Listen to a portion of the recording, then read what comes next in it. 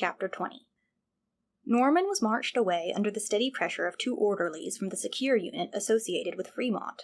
This unit was really only a holding cell, used to house violent inpatients until they could be transferred to Servway's more trained personnel, but hospital procedure also allowed the unit the use of 2 conference cells in the basement of the residential ward's wing.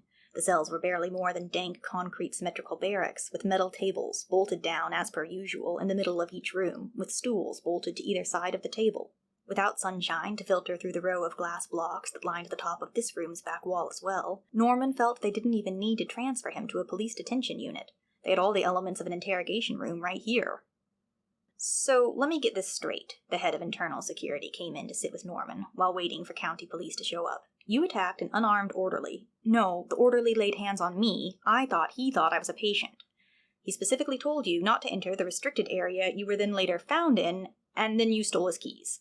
Look, I was investigating. I'm a deputy. I was deputized. Yeah, we know. That made it even worse.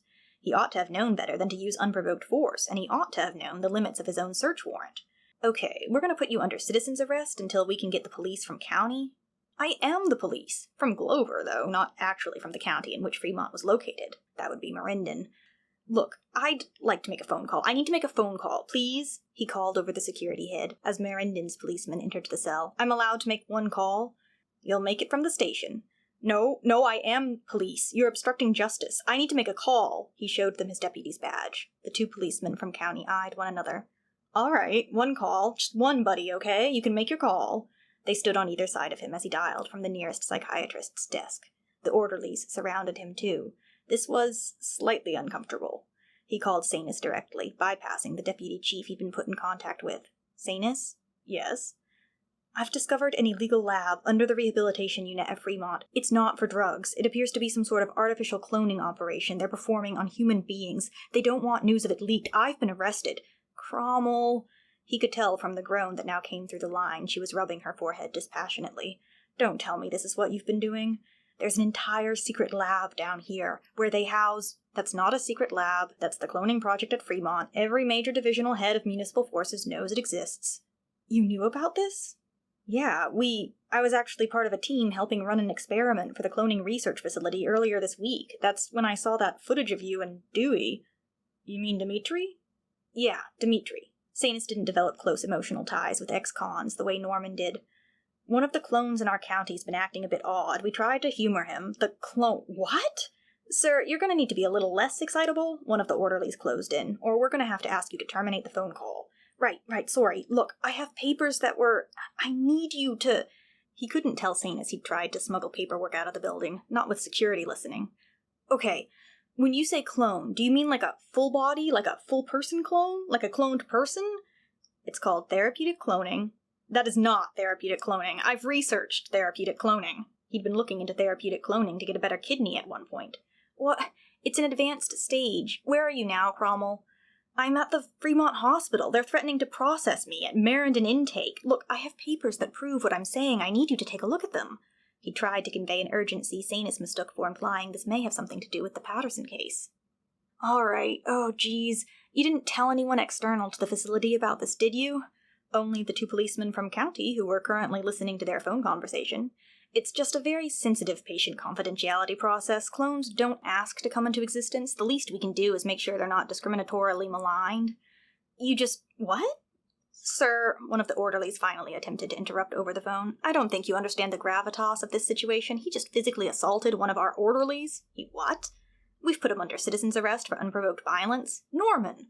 The man was trying to forcibly detain me. Norman tried to call over the orderly into the phone's mouthpiece so Sanis could hear. He was trying to deflect my investigation.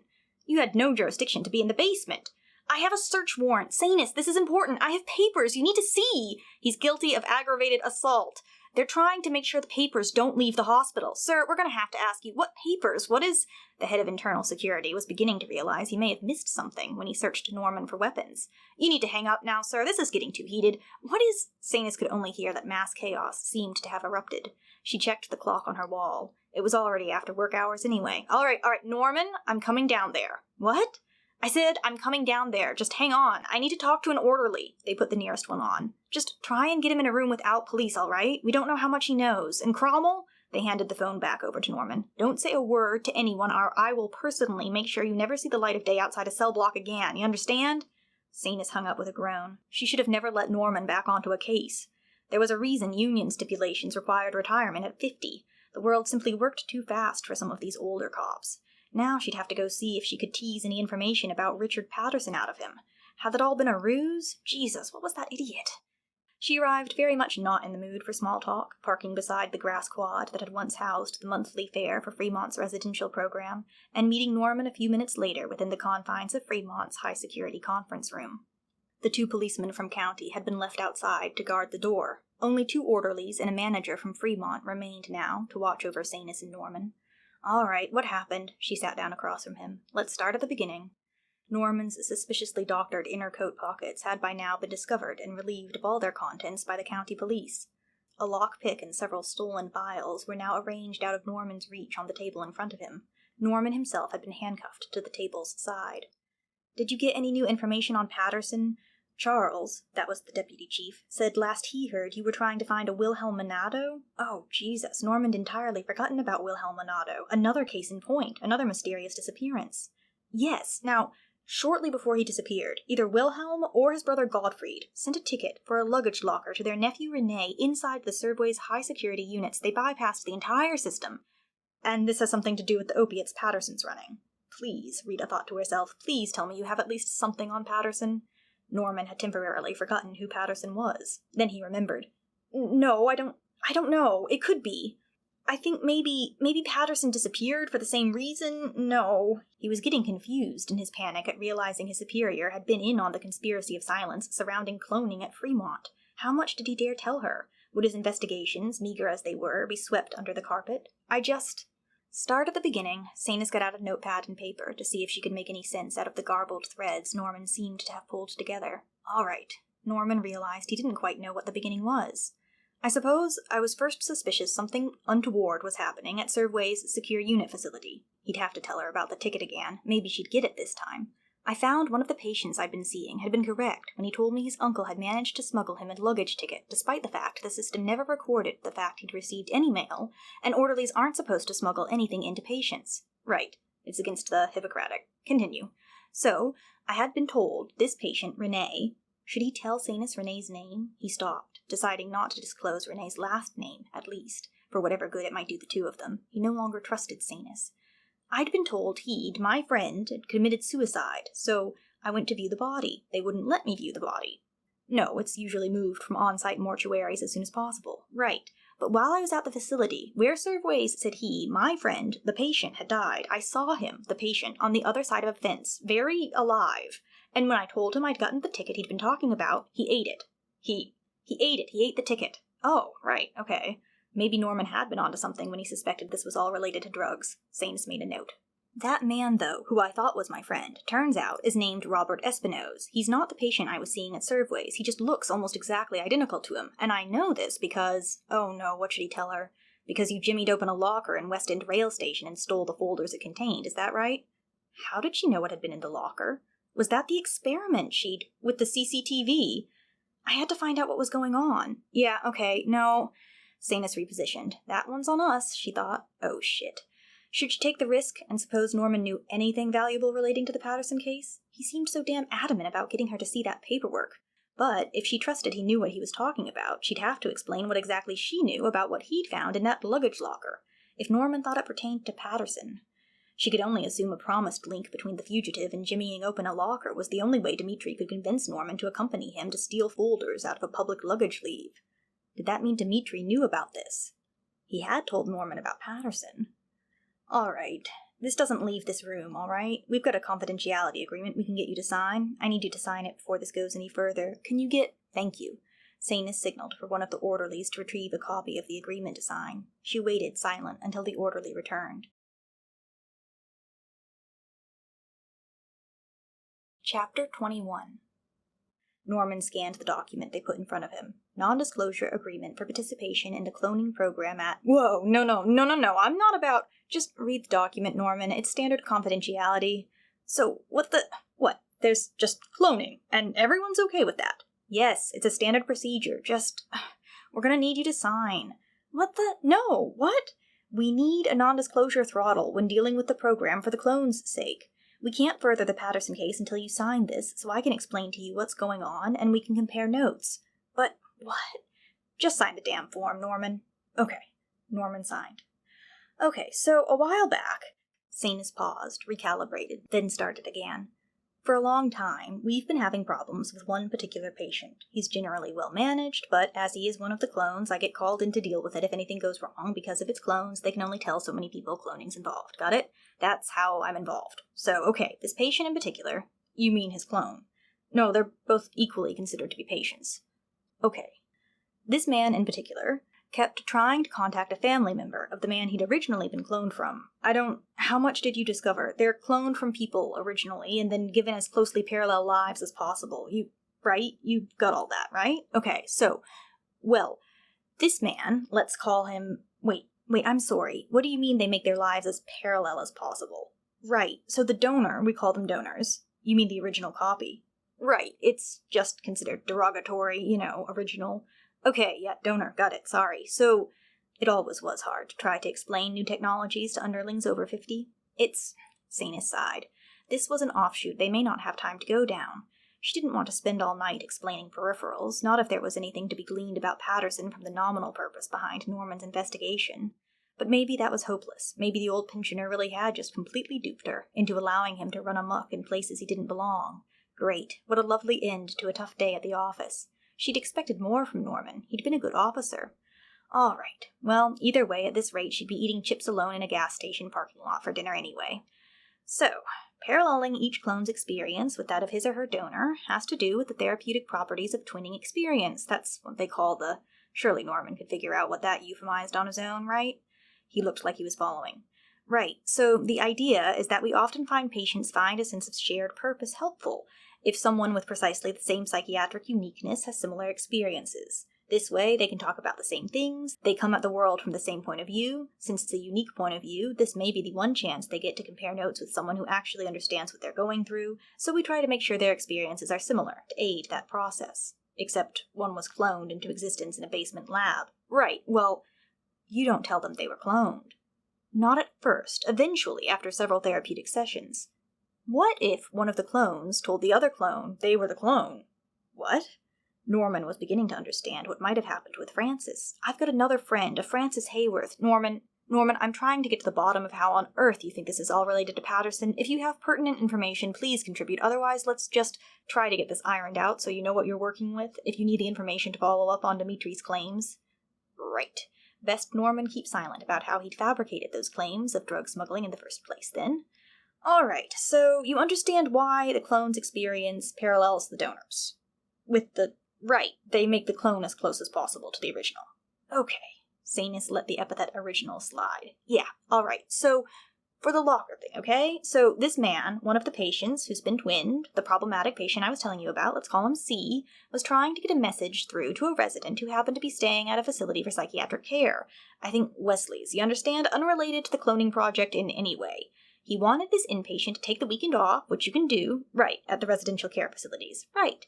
Get in a cab, go to Weston Station, and get some documents, which he presumed would be enough to show this patient, who was, again, at the time entirely unrelated to the cloning program, about the program itself. He wanted this information to get out, whether as a whistleblower or just ornery, I don't know. That was his plan, though. Luckily, his donor was high up enough in the residential psychiatric facility system where their nephew was. Oh no. Norman realized who they were talking about, or rather, realized that until this point he'd actually been fairly correct in what all he'd managed to figure out. The Monados. You okay? You're talking about the Monados. Yeah, what else was Sanis supposed to be talking about? This does not leave this room, you understand? Yeah. That must have been what she meant by the fact clones were given as closely parallel lives to their original donor as possible. Forget how Rene and Espinoz were somehow accused of the same violent tendencies. That, Norman realized, could be the purpose behind the identity tracking administration he'd broken into. My aunt's husband's brother's brother. It always had sounded so convoluted, hadn't it? Almost as if the relationship had been contrived to make a second uncle for Rene, to parallel. So Monado was the first. Which? To be cloned, he was the first clone. Yeah, well, he was among the first to take part in this new comprehensive sort of all-encompassing project. The 7-6. Right. Now, he agreed to form a test subject because his nephew was at that time in residential psychiatric care. They were hoping something gleaned from the experiments might aid in the nephew's recovery. Are you following me? Yes. All right, so C, Monado, was one of the first to be cloned. His new brother sent a luggage ticket to his nephew in residential psychiatric housing, requesting he go to this particular luggage leave to find what he said was money, but which was actually, Monado came to find out himself, the original Monado. Right. Monado A. Monado number 1. Monado number 1 found out that Monado number 2 was trying to tell his nephew about the cloning experiments at Fremont. Of course, at the time, as they are now, these experiments were top secret for patient confidentiality purposes. That was a fancy way of saying the doctors behind the experiments knew Parliament would never stand for this, wasn't it? Norman fidgeted in his seat. So, had Monado number 1 not discovered his brother was trying to out the program, I mean, you can imagine the results had his nephew gone to the police. Now, where I come in. Monado number 1 forgave, Monado number 2 absolutely. You know, this is precisely the sort of thing Monado number 1 himself would do. He would want to tell the world, want his nephew to know what he was up to. We intercepted the leak to his nephew too late, though, so now his nephew knew about the program too, he just knew not to tell anyone. Now, Monado number 1, in conjunction with Monado number 2, because remember, a lot of the donor's memories transfer to their new brother or sister, so Monado number 2 is just as qualified as a psychiatric professional. Monado number 1 and number 2 thought, well, hey, you know, this process has helped us grow as individuals. I think we can call it a success. And as Robert, right, the nephew, Robert Espinosa. Sanis tapped the folder in front of Norman. As Robert knows about the whole process now, maybe we can do this same thing for our nephew, help him come to a better understanding of himself, get him sort of outside of himself, being able to communicate with someone like him so he doesn't feel as alone in the world. So the nephew agreed, and so we went about the cloning process for Robert, and in time, another young man who went by the name of Rene Cartesius. Norman nodded along. Rene had said he was the clone. Norman just hadn't been able to internalize it somehow. That explained why they had to pretend he was a bastard. Now, here's where this folder comes in, right? Sanis fiddled around the edges of Robert's file again. See, in order for the twinning experience to be effective, both siblings need to have a parallel sense of the world around them, right? Which, you're entirely right, isn't going to happen if one brother comes into the world knowing he's a clone, right? So, the memories for each clone are temporarily reset to before the donor knew about the possibility of being cloned. Then, we provide them with similar stimulus to what the donor experienced right before learning of the cloning procedure. It's a very, Norman, this has been going on for almost 40 years now. It's a very advanced therapy that's been proven to work. So we get the new clone in place. He's set to experience the residential psychiatric program before we bring him in to interview with Monado's nephew, and he gets another ticket in the mail, we think.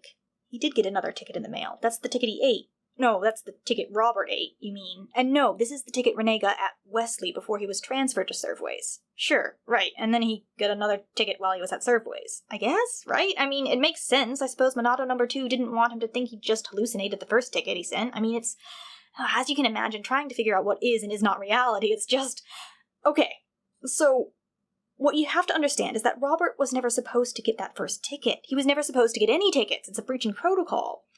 Well, so okay, but we need to reduplicate Robert's situation with Rene. So, Monado number 2 sends the ticket again, but this time, he's placed different paperwork in the luggage locker he's trying to lure his nephew to. It's paperwork that proves the nephew is a clone, not just that the cloning process is going on in general, right? It's got full proof that this man is a clone, medical records, identical, everything Rene needs to take to the police, for the police at least to think some horrific conspiracy is afoot, duplicating intake forms, whatever they might think. Of course, municipal heads would be able to explain, like I'm doing now, but it gets out to too many people, it still causes panic, right?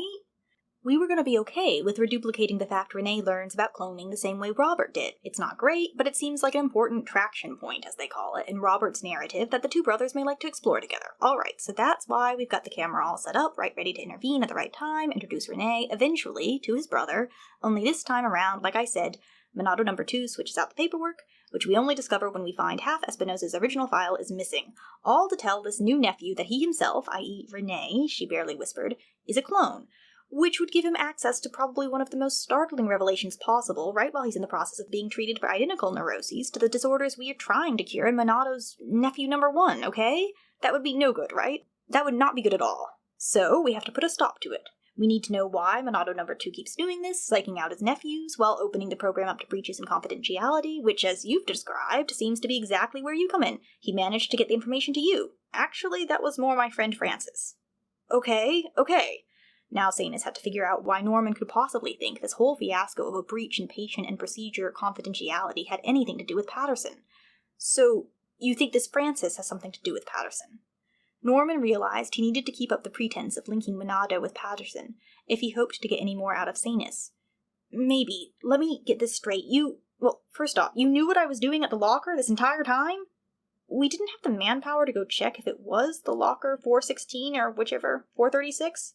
If you'd broken into the actual locker, by that time Monado number 2 had been readmitted to hospital for therapy anyway. It wasn't like, the entire experiment. I just figured if you had broken in, if you had found something out, we could have the discussion we're having now. So you just bring people into the world, don't tell them they're clones, and then just run experiments on them. No, we integrate, but you don't tell them they're clones. We do when they're ready. Sometimes it can be a bit of an abrupt, yeah, that sounds absolutely horrible. What a shit thing to spring on somebody. Norman, you're misunderstanding the purpose of these experiments. Am I a clone? You gonna spring that on me next? No, of course not, Norman. Jeez. They're not clones the way you seem to be using the term. They have just as much a claim to their own identity as their donor has. They just never physically lived through the memories they have. That doesn't make them any less of the person they are now than their original donor. Everyone only exists in the present. Now, let's get past this. What about this folder, these clones, Monado number 2? What has this all got to do with Patterson? Why did you come here? Well, I was trying to follow up on the disappearance of Wilhelm Monado. It seemed suspicious, to say the least, very sudden. Right, and I'm trying to explain that the disappearance of Monado has more to do with this recurring breach in confidentiality agreements than you may realize. I'm not even quite sure he's involved in any drug schemes at all. No, I don't think he is. That's what had struck Norman as off about his being dragged to a rehab unit in the first place. Then why are you researching his disappearance?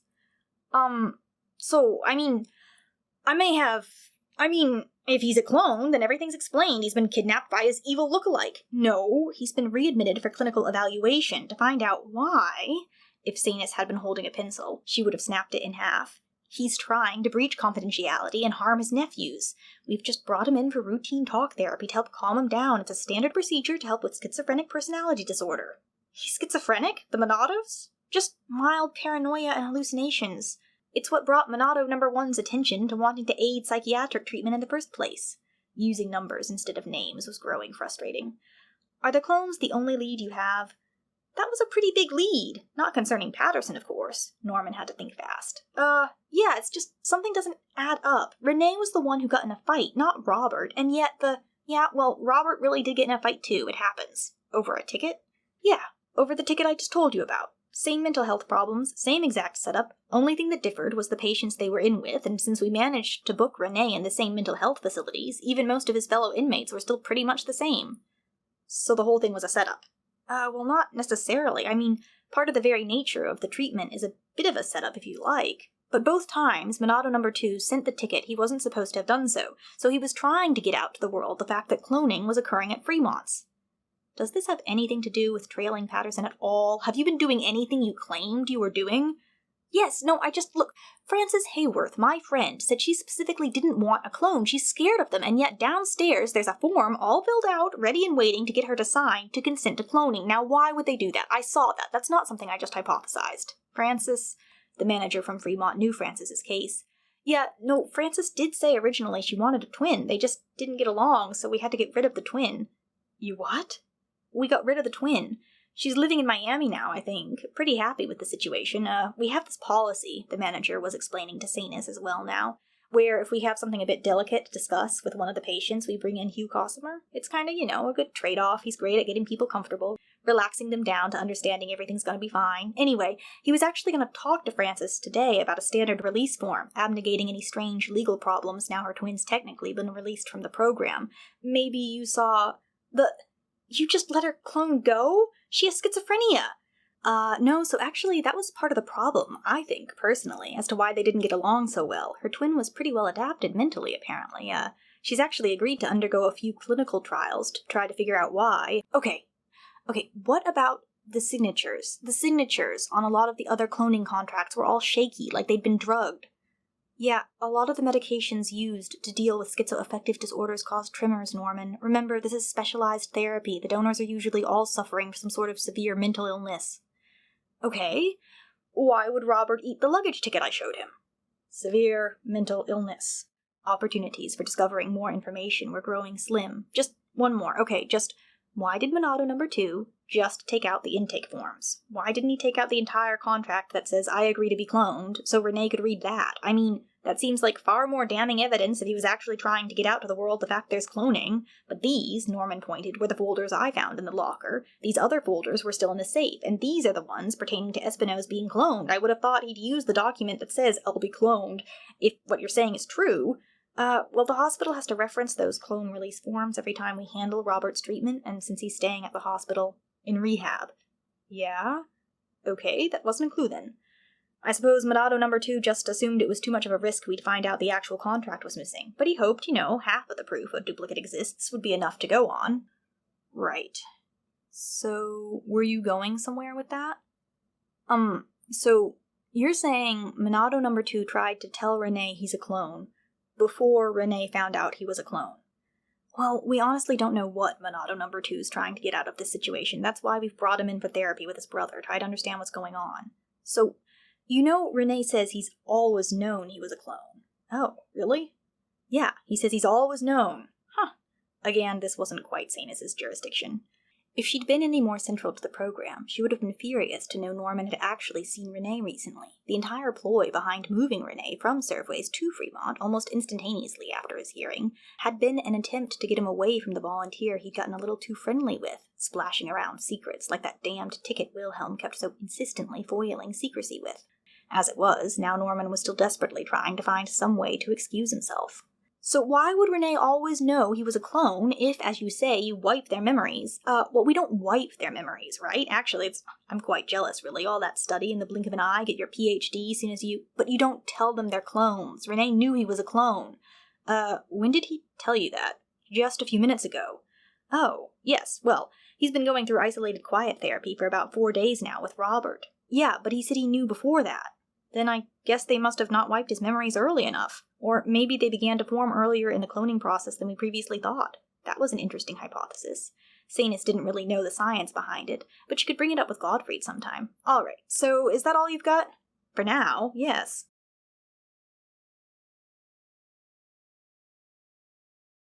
Chapter 22. So, you assaulted an orderly because you thought you were getting close to discovering an opiate-running scheme you now have absolutely no leads on. No, I defended myself against an orderly because I was trying to trace the movements of my friend, Frances. She's been taken against her will, she's frightened, she thinks they'll clone her without her consent. Okay, well, for one thing, we would never clone anyone without their consent. It simply costs too much, alright? Well, she's disappeared now with the same person I last saw Rene alive with. I thought you said you just saw Rene. They told me he was dead at Servways and Fremont. Yeah, well, I don't know what... That was some bureaucratic nightmare. You can take that complaint up with the board of directors. Norman, does this even have anything to do with Patterson?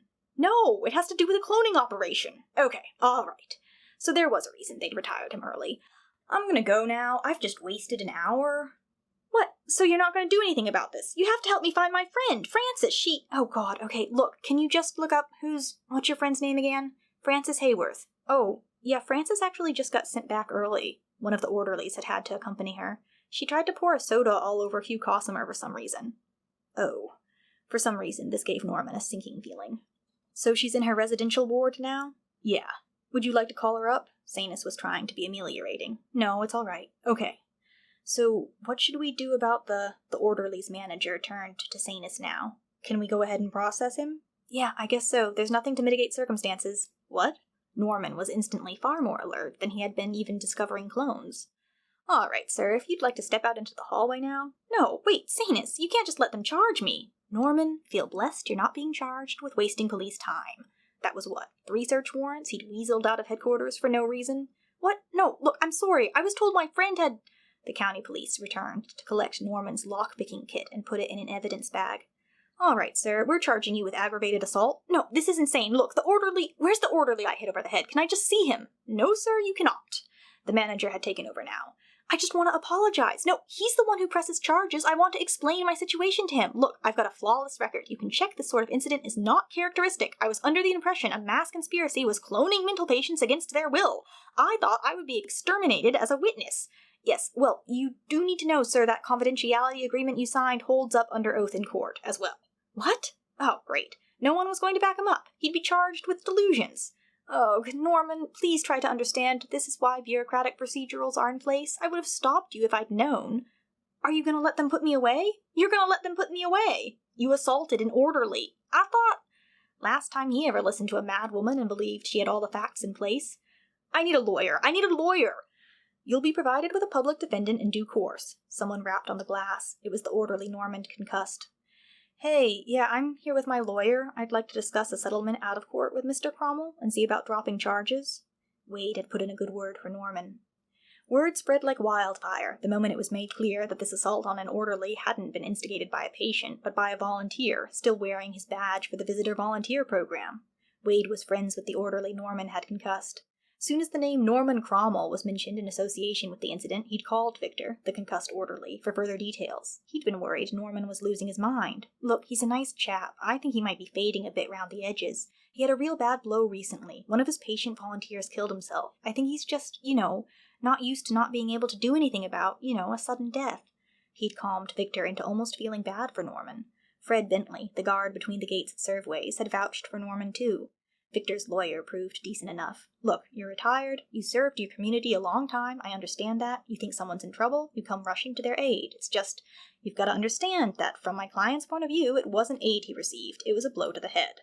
I'm so sorry about that. I really am. I told you. We're not here to press charges. We just want to discuss the options for an out-of-court settlement. Does that sound like a fair option? Do you agree? Yes. Yes, that would be very appreciated. Thank you. At first, Norman briefly entertained suspicions this change in plans regarding his arrest could only be motivated by some secret evil plan, but he couldn't figure out what that might be. Then, as the orderly's requested remunerations became apparent, Norman began to feel more and more as though he might be the evil one here. Victor only asked for Norman to pay for medical expenses, to cover the cost of doctoring the concussion, and to cover paid leave for 3 days while his head healed, because his employer's insurance didn't pay for that. Of course. I also think, and this is just me personally speaking, the lawyer coughed slightly, that a few extra euros to offset psychological distress might be in order. Yes, of course. Chapter 23. The next 4 days were very difficult for Norman. He steered clear of volunteering to talk with Serveways patients, didn't even pick up the phone for a while. He didn't know how he'd be able to face the orderlies back at Serveways. Victor had mentioned their input. He felt so ashamed. All his notes on the Rene case, as it had been unofficially filed in his mind, were left in a stack untouched at the side of his kitchen counter. 3 days in, he noticed the printout of digitally scanned microfilm he had originally photocopied while researching Rene's family tree was doctored around the edges with just a faint rebrushing to add Wilhelm Monado beside his brother Gottfried. Of course, even the old pre-digital copies would have been doctored. Sanis had said the program had been active since 2016. It was at least proof positive Wilhelm was the clone, and Gottfried had been cloned. For what good that could do, provide some closure. Honestly, it all added up. The only hitch had been that suicide alert from Wade. Without it, Norman would never have gone investigating at Fremont. He would have simply assumed Rene transferred, without bothering to tell him where he went, because they were, after all, only acquaintances, and that would have been the end of it. No follow-up. 3 weeks later, he finally accepted a request to visit Vincent, another patient at Serveways. He only remembered, when he was climbing out of his car in the parking lot, that he had entirely forgotten his last scheduled appointment with Vincent. It had been scheduled to occur the same day he broke into Fremont's cloning basements. Chagrined, he put himself through the pain of greeting Bentley as though nothing had changed. He was just entering the visitor's entrance when Hugh Cosimer arrived, with his habitual retinue of 2 or 3 reporters. Their routines must have been similar. Yes, no, just a short visit today, he was saying. So Hugh really did just visit lonely old men and women like Francis to give them the thrill of chatting with a celebrity. Norman watched him walk away, down another brick path towards a visitor's center that led to another section of the protective facility's ward system. Even Wade hadn't been told fully about the cloning aspect of Norman's assault on Victor. As far as he knew, Victor had just mistaken Norman for a patient. So glad you got out of that okay. Yes, thank you. Thank you so much for putting in a good word. A successful conversation with Vincent prompted Norman to feel confident enough he could ask, "Did they ever sort out those claims Rene was dead?" What?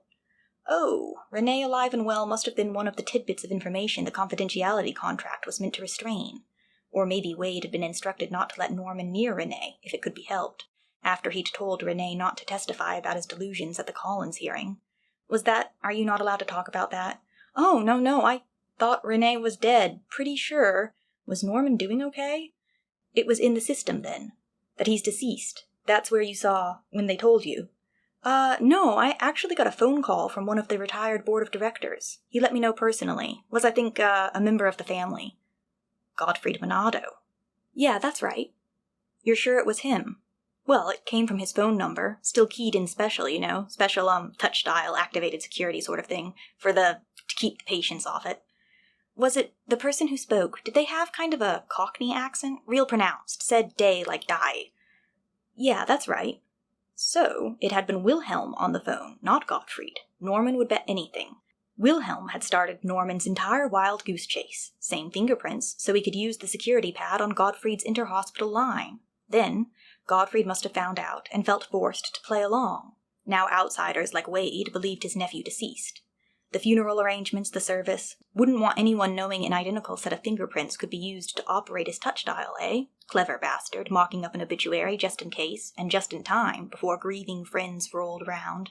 Even the doctor at Fremont. Just let it go, Norman told himself, driving home. Keep out of trouble. It would be insane not to. There was no conspiracy. He simply had a sense he'd glimpsed something evil, some nefariousness bureaucracy managed to shrug off with pat explanations. But there was so very little Norman could do. In reality, all the heroics of protagonism boiled down to a stubborn sort of madness, the sort of eccentric who refused, to an unhealthy degree, to live in the world as it was. 2 days later, he received a text from Fremont, asking if he would like to visit Frances. She was requesting him as a conversation partner. Sorry, he finally decided to text back. I won't be available at that time. He left it at that. It was for the best. He closed his phone. Time to return to normalcy. Try something new. Get more paprika to go with his eggplant recipe. Let calm 20-somethings wade through the mess of others' delusions. He simply got caught up in them. Or couldn't see that a clone ought to be called a twin, and an original a donor, because he was too bored to admit reality didn't have vast evils that were so easily identifiable. All he had found was one ornery clone who felt like he was stuck in a system he wanted to tell the world about, and wasn't allowed to. Trapped where he didn't want to stay. And even then, his torture turned out to be nothing but talk therapy. Just an old has-been of an idiot, trying to see the importance in his own littleness, trying to make a mark, to break free, get the word out, trying for a truth he'd never... Norman picked up his phone again. He called Dmitri. Hey, I think I have another job for you. It's a bit more complex. You've been listening to crazies again? Yeah, I figured I could use your steadying influence, just in case he was going mad. Dmitri was sure to come in useful putting a stop to that. He had, after all, pulled himself away from a pyramid scheme. All right, if you accompany again. Yeah, I'll be there to help. What is it? Well, have you ever broken someone out of a psychiatric unit before? The least Norman could do would be to get an old man out of dreaded talk therapy with a brother he disliked. Let Wilhelm tell a stranger his side of the story instead. Let him have an audience, even just an audience of one, before they whisked him away again.